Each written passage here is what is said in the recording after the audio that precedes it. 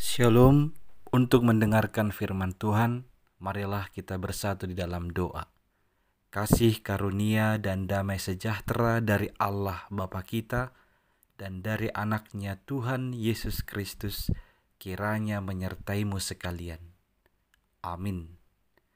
Ayat harian untuk kita pada hari Rabu 24 September 2025 tertulis di dalam Injil Matius pasal 11 ayat 28. Marilah kepadaku semua yang letih lesu dan berbeban berat, aku akan memberi kelegaan kepadamu. Di dalam bahasa Batak disebut demikian. Roma hamu tuau hamu akana luja jalana sorat, asa hupasonang hamu. Jemaat yang dikasihi oleh Tuhan Yesus Kristus, lelah, kecewa, gelisah, khawatir bisa dirasakan oleh setiap orang tanpa terkecuali. Terutama orang-orang percaya juga acap kali merasakan itu. Biasanya orang yang sedang mengalami perasaan yang demikian, ada yang sebagian orang akhirnya mengandalkan kemampuannya untuk mengatasinya. Dan pada akhirnya mereka malah menjadi sangat sulit karena memang kemampuan tidak selamanya dapat diandalkan. Kemampuan diri sendiri ada batasannya atau ada limitnya. Sebagian yang lain ada yang berusaha mencari pertolongan dari orang lain, orang terdekat, sahabat atau orang yang dituakan atau yang dipercayainya. Namun acap kali itu pun ada kekecewaan yang diterima, malahan memperkeruh persoalan yang sedang dialaminya, bahkan sangat mengecewakan. Kalau demikian, lalu kepada siapa atau bagaimana kita menghadapi perasaan yang demikian tadi? Firman Tuhan hari ini memberikan kepada kita satu undangan yang penuh kasih, undangan yang penuh kelemah lembutan dari Tuhan Yesus Kristus ketika Dia berkata, marilah kepadaku semua yang letih lesu dan berbeban berat.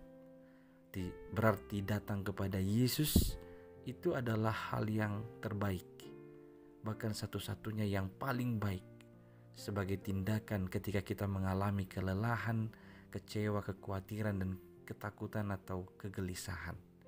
Datang kepada Yesus Kristus karena Dia akan memberi kelegaan kepada kita. Memberi kelegaan tidak berarti hidup tanpa persoalan. Akan tetapi kita akan diberikan tuntunan, diberikan arah bagaimana menghadapi kekhawatiran, ketakutan, kelelahan, atau kekecewaan kita itu. Itu sebabnya di dalam ayat 29 lanjutan dari nats ini, Tuhan Yesus mengatakan, pikulah kuk yang akan kuberikan kepadamu. Kita tahu kuk itu berfungsi bagi lembu atau kerbau untuk menolong sang pembajak mengarahkan, memberi arahan ke arah mana lembu atau kerbau itu berjalan. Maka ketika Yesus berkata pikullah kuk yang kuberikan kepadamu, artinya ketika kita datang kepadanya, lalu Dia akan memberikan tuntunan, cara atau arah bagaimana kita menghadapi kelelahan dan kekecewaan tadi.